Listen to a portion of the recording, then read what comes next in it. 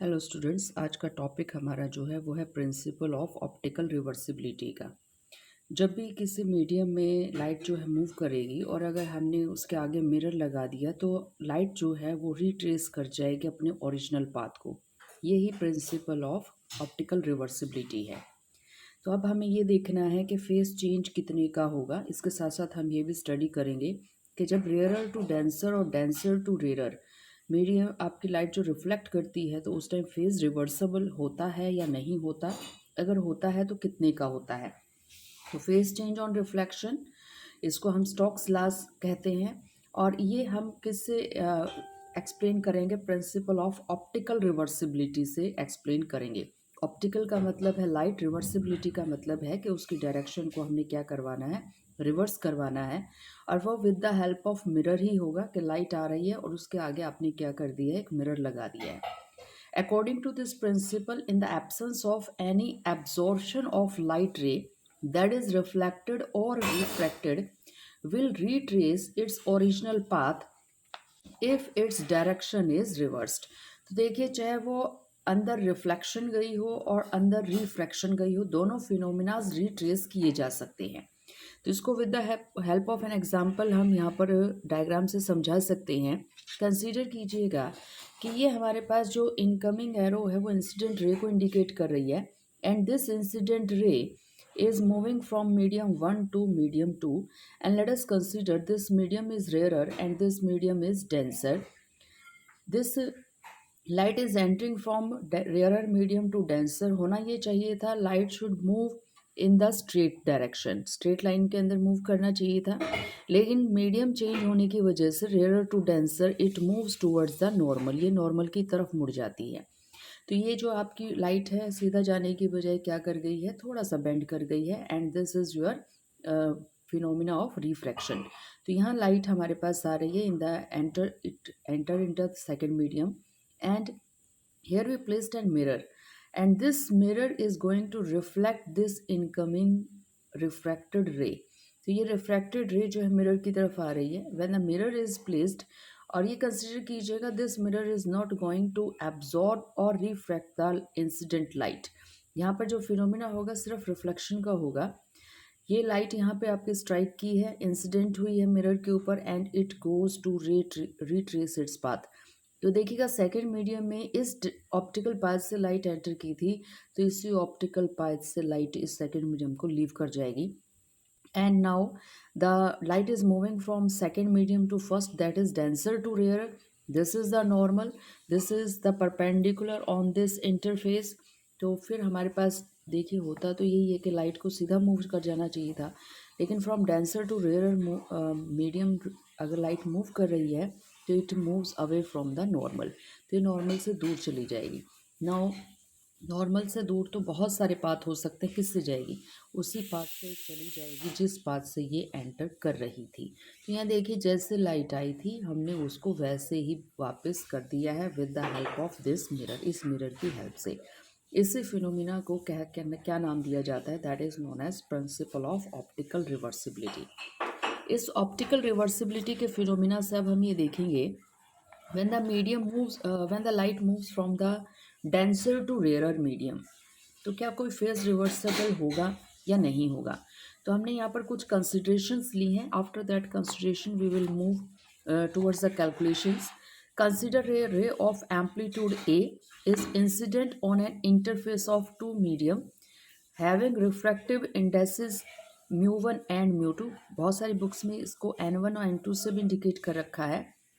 सिर्फ क्या कंसिडर किया गया अब तक इन लाइन में कि आप एक रे जो है जिसका एम्पलीट्यूड ए है वो हम डाल रहे हैं, दो मीडियम्स में से वो मूव करेगा। मान लीजिए first medium is incident medium and second medium is the medium in which the A is और the ray is going to move.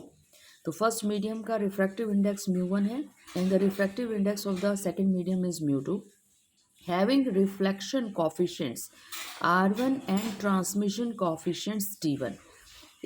इसका मीनिंग देखिएगा। इसका मीनिंग ये है कि अगर हमारे पास कोई रे आ रही है, लेट अस कंसीडर, इसी फिनोमिना को अगर हम कंसीडर कर लें कि ये जो इंसिडेंट रे थी, if this incident ray has an amplitude of a, and this first surface or second surface, the common surface interface, that is interface, have some properties of reflection, then this incident ray will show us two phenomena. One is of reflection and another is of refraction. तो ए में से कितना part under reflection जाएगा और कितना part under transmission जाएगा, that can be find out with the help of transmission coefficients. तो consider कर लीजिए कि जो फर्स्ट मीडियम है, अगर इसी में लाइट रिफ्लेक्ट कर रही है तो उसका जो रिफ्लेक्शन का पार्ट होगा लाइट का, कितना हिस्सा रिफ्लेक्ट कर जाएगा, दैट इज R1. और आपके पास फर्स्ट से सेकंड में लाइट क्या कर रही है, ट्रांसमिट कर रही है, रिफ्रैक्शन का फिनोमेना शो कर रही है. कितना पार्ट एम्पलीट्यूड ए का अंडर रिफ्रैक्शन जाएगा, रिफ्रैक्शन के अंडर आपका ए का कितना पोर्शन शो होगा, that is T1. T1 coefficient है हमारे रिफ्रैक्शन के फिनोमेना का, और R1 जो है that is the coefficient of reflection, वो हमारा रिफ्लेक्शन का कॉफिशिएंट है. इसको हम एक प्रॉपर डायग्राम से इंडिकेट कर सकते हैं. तो ये कंसीडर कीजिए कि यहाँ पे हमारे पास, ये हमने मान ही लिया था कि हमारी एक रे है, ये है हमारी इंसिडेंट रे, और इंसिडेंट रे का एक पोर्शन अंडर रिफ्लेक्शन चला गया है. ये μ1 आपके पास refractive index of first medium का, and μ2 is the refractive index of the second medium. This is the common surface of μ1 and μ2. तो हमने ये मान लिया 1 से 2 के अंदर फर्स्ट मीडियम से सेकंड में रे एंटर कर रही है. The portion of the light get reflected is AR1, and the portion of the light going to transmit in the another second medium is AT1. तो हमने A पोर्शन, अब देखिए A पोर्शन तो गायब हो गया, A पोर्शन दो parts में डिवाइड हो गया है. ये जो रे है that get divided into two parts, one is under reflection and another is under transmission और रिफ्रैक्शन. तो AR1 प्लस AT1 करेंगे, then we should have this A, क्योंकि ए ही दो पार्ट्स में क्या हुआ है, डिवाइड हुआ है. तो law of conservation of energy को अगर यहाँ पर हम ओबे करवाएं तो इन दोनों का जो सम है वो आपके इंसिडेंट रे के इक्वल आना चाहिए. तो हमने यहाँ पे शो कर दिया AR1 is amplitude of reflected ray, where AT1 is the amplitude of the refracted ray. If AR1 and AT1 are reversed, अब हमें ऑप्टिकल रिवर्सिबिलिटी का फिनोमिना भी शो करना है. सोचिएगा, AR1 को वापस भेजना है, AT1 को भी रिवर्स करना है. What we have to do, we have to put two mirrors, one at this side at this position and one is at this position. तो हम क्या करेंगे, यहाँ रिफ्लेक्शन की साइड भी एक मिरर प्लेस कर देंगे, यहाँ पर भी एक मिरर क्या कर देंगे, प्लेस कर देंगे. Then we get this reflected portion will get the reversible direction, और AT1 भी क्या कर जाएगा, अपनी डायरेक्शन को रिवर्स कर जाएगा. तो हम वन बाय वन देखते हैं कि दोनों रेज के ऊपर, यानी कि AR1 के ऊपर भी और AT1 के ऊपर भी रिवर्सिबिलिटी मिरर अगर हम यहाँ प्लेस कर देते हैं, what is going to happen to these two rays. तो यहाँ देखिएगा, ये हमारे पास यहाँ पर क्या आ रहा था, AT1 आ रहा था. हमने यहाँ पर क्या किया, एक मिरर प्लेस कर दिया. मिरर हमने टोटल रिफ्लेक्शन का इस तरह से पॉलिश किया है कि टोटल रिफ्लेक्शन का फिनोमिना ही हो. तो अब यहाँ पर ये हमारे पास कौन सा मीडियम है, सेकंड मीडियम है. This is our first medium, और हमने पहले कंसिडर किया था कि जो सेकंड मीडियम है that is denser one and the first medium is rarer one. This light is going to, this ray is going to retrace its path. तो देखिए कहाँ से आ रही थी, ये आपकी इसी लाइन से आ रही थी, इसी ऑप्टिकल पाथ से आ रही थी, तो इसी पे वापस जाना स्टार्ट कर देगी.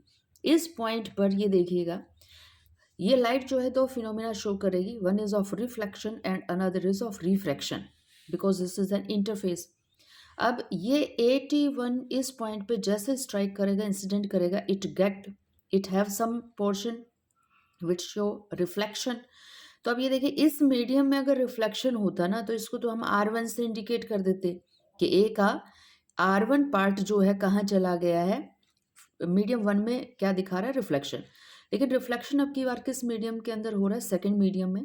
Then the coefficient of the reflection in the second medium, let us it consider, is R2. It means AT1 अगर हमारा टोटल एम्पलीट्यूड है हमारी रे का, तो कितना पार्ट रिफ्लेक्ट हो जाएगा, इसका R2 कॉफिशिएंट है रिफ्लेक्शन का, तो AT1 मल्टीप्लाई बाय R2। उसके बाद देखिएगा, जब रे फर्स्ट मीडियम से सेकंड में ट्रांसमिट की जा रही थी तो ट्रांसमिशन कॉफिशिएंट क्या कंसिडर किया था, T1। Now the ray is moving from second medium to first medium, from denser medium to the rarer medium. Let us consider the transmission coefficient is now T2। तो हमने इसको T2 consider कर लिया है। तो AT1 is going to divide into two parts. One is reflected part having transmission coefficient R2, and another is the transmitted part that is having coefficient T2.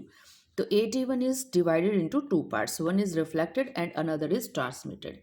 Same thing happens to the reflected part. Reflected part के साथ भी वही होगा। हमारे पास ये वाला जो portion है, यहाँ इस डायग्राम में अगर आप देखें तो AR1, ए एम्पलीट्यूड हमने डाला था, तो AR1 वो पोर्शन था जो पोर्शन रिफ्लेक्ट कर गया था। तो यहाँ पर हमने क्या लगा दिया, अब मिरर लगा दिया। मिरर लगाते ही this ray is going to retrace its path. तो ये पाथ जैसे रिट्रेस करेगी एट द इंटरफेस, नाउ आपको दिखाई दे रहा है फर्स्ट मीडियम है ये वाला, और फर्स्ट मीडियम से हम किस में एंटर कर रहे हैं, सेकेंड मीडियम में। तो फर्स्ट मीडियम से जब सेकेंड मीडियम में एंटर कर रहे थे तो जो ट्रांसमिशन कॉफिशिएंट था उसको हमने किससे इंडिकेट किया था, T1 से। सेम है, AR1 का पार्ट कितना ट्रांसमिट कर जाएगा सेकेंड मीडियम में, तो AR1 टाइम्स ऑफ T1, तो T1 ही हमने पहले भी लिया था। सिमिलरली AR1 यहाँ इंटरफेस पे जब स्ट्राइक कर रहा है, इंसिडेंट कर रहा है, it will show some reflection phenomena also. तो अब आप फर्स्ट मीडियम से फर्स्ट में ही तो रिफ्लेक्ट करवा रहे हैं ना, और फर्स्ट मीडियम का रिफ्लेक्शन कॉफिशिएंट कितना था, R1। तो AR1 का कितना पार्ट रिफ्लेक्ट बैक हो जाएगा, AR1 into R1, that is AR1 square. तो आपने AT1 को भी दो पार्ट्स में डिवाइड करवा दिया, हमने AR1 को भी दो पार्ट्स में डिवाइड कर दिया। इन दोनों जो डायग्राम्स हैं, अगर इनको हम यहाँ पर इकट्ठा देखने की कोशिश करें तो देखिए हमारे पास क्या चीज़ें सामने आएंगी। आप ये देख रहे हैं AT1 AT2 have same direction as AR1 square. Similarly AT1 R2 have same direction as that of AR1 T1। तो आपका AR1 T1 उसी डायरेक्शन में है जिस डायरेक्शन में AT1 R2 है। Similarly AT1 T2 have the same direction of AR1। तो इन दोनों डायग्राम्स को अगर हम कंबाइन करें, दोनों को भी नहीं, हम मैं कहूँगी तीनों डायग्राम्स को, जो हमारा इनिशियल डायग्राम था दैट इज दिस वन, के इंसिडेंट रे का एम्पलीट्यूड A था, रिफ्लेक्टेड पार्ट AR1 था, ट्रांसमिटेड पार्ट AT1 था। तो ये भी डायग्राम आपका, और when these AR1 and AT1 gate reflected back, तो हमने इन तीनों डायग्राम्स को जब एक ही डायग्राम के अंदर शो किया, then we will have this type of figure. तो ये फिगर हमें यहाँ पे मिलने वाली है। इस फिगर में देखिए सेम वही प्रोसेस हमने सारा का सारा शो किया है। A is the amplitude of the incident light and it get divided into one part AR1. AR1 get reflected back, यहाँ से हमने एक मिरर लगा दिया था। AR1 is going back, यहाँ पर आ गया AR1। AR1 का एक पार्ट तो चला गया अंडर रिफ्लेक्शन, जो ये था AR1 स्क्वेयर, और एक अंदर चला गया ट्रांसमिशन, जो कौन से वाला था, AR1 T1। ए का जो पार्ट रिफ्रैक्ट हुआ था वो था आपका AT1। AT1 is reversible in the direction with the help of this mirror. AT1 is coming from this optical path. Now it will go back with this path, with the same path. At this point AT1 is get reflected back, that is with the portion AT1 R2, and the portion that is going to transmit in the second medium is AT1 T2. Now AR1 square plus AT1 T2 should be equal to A। जितना portion आएगा उतना ही वापस जाएगा। तो ये जो आपके पास देखिए दो रेज तो वापस जा रही है, एक आ रही है, तो इनकमिंग और आउटगोइंग जो है उन दोनों का एम्पलीट्यूड क्या होना चाहिए, सेम होना चाहिए, if there is no loss. अगर कोई एब्जॉर्प्शन फिनोमिना हमारा मीडियम नहीं शो कर रहा, ये एजम्पशन हमें लेनी पड़ेगी।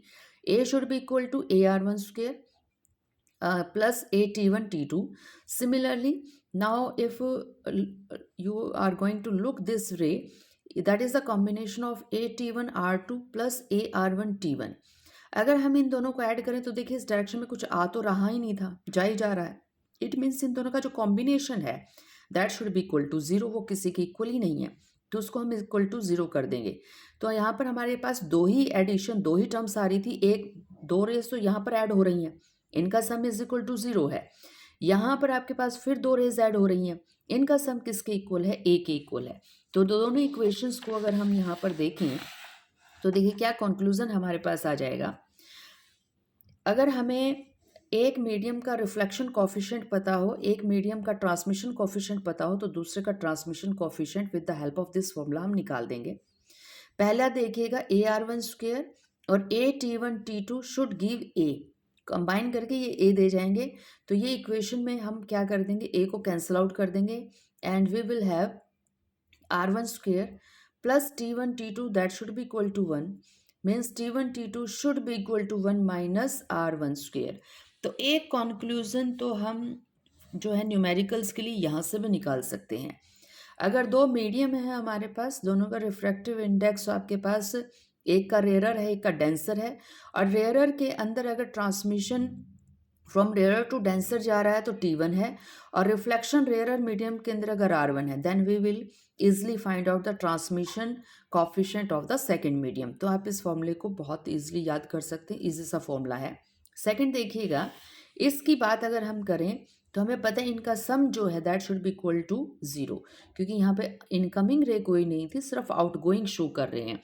तो यहाँ पर हम एनर्जी के फिनोमिना को अगर ओबे करवा रहे हैं कंजर्वेशन लॉ को, तो हमारे पास ये रिजल्ट आना चाहिए AT1R2 plus AT1R1 that should be equal to zero.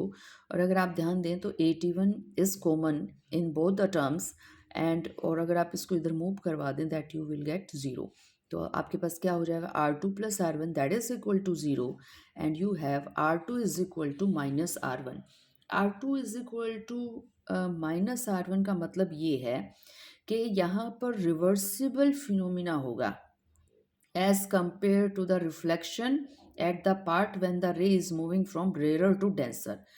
Meaning समझिएगा, जब रेयर टू डेंसर मूव करते हैं किसी भी चीज़ को, अगर हम रेयर टू डेंसर लाइट रे को अगर रेयर टू डेंसर डालते हैं, it get a phase reversibility of पाई।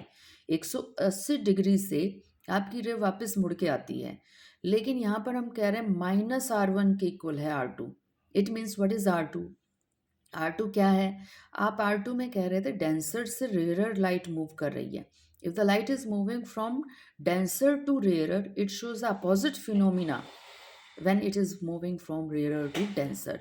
तो माइनस दिखा रहा है, तो माइनस का मतलब क्या है, फिर पलट दीजिए रे को। तो 180 से अगर आप फिर पलटेंगे it means there is no phase change in the ray और in the wave when it moves from denser to rare. तो कोई भी फेज रिवर्सिबिलिटी वहाँ पे नहीं होगी। तो ये एक आपकी कंसेप्चुअल प्रॉब्लम है, इसको ध्यान में रखिएगा। जब रेयर टू डेंसर जाते हैं, लॉयड्स मिरर के अंदर हमने देखा भी था, वो मिरर के साथ टच में रखते थे स्क्रीन तो वहाँ पर कुछ भी नहीं मिला करता। S1 जो आपका डायरेक्ट सोर्स था और S2 जो आपका इनडायरेक्ट और वर्चुअल सोर्स था, वहाँ पर वो इंटरफेस इस तरह से हुआ करती लाइट्स कि उस पॉइंट के ऊपर हमें क्या मिला करती, मिरर के उस एंड के ऊपर डार्कनेस मिला करती, डार्क फ्रिंज। और वो तभी पॉसिबल है जब डायरेक्ट और reflected light, it means they are out of phase, 180 degree का डिफरेंस है। तो उस केस में R1 था वो 180 डिग्री का फेज डिफरेंस R1 की वजह से आ रहा था। यहाँ पर R2 R1 का भी रिवर्सिबल है, तो इसका मतलब 180 का फिर आउट ऑफ फेज कर देंगे तो कितना हो जाएगा, 0 डिग्री हो जाएगा। तो here R1 shows light moves from rare to denser means there is a phase change of light by pi, pi से आपकी लाइट चेंज हो जाएगी। R2 shows light move from denser to rare means there is no phase change of light. तो यहाँ पर कोई भी light का फेज चेंज नहीं होगा। Conclusion about this whole phenomena of principle of reversibility is that only there is a phase change of light, or there is a phase of from the input and the output, or the incident and the reflected ray. They are out of phase, they have a phase of 180 degree when the ray is moving from rarer to denser medium, and the light will show, or the ray will show no phase difference if it get reflected from denser to rare medium. तो अगर denser से rare जा रहे हैं, reflection हो रहा है, तो जो इंसिडेंट रे है and then reflected ray they are in phase, तो आपको फेज के अंदर ही मिलेंगे, उनके फेज डिफरेंस कितना होगा आपका, 0 होगा।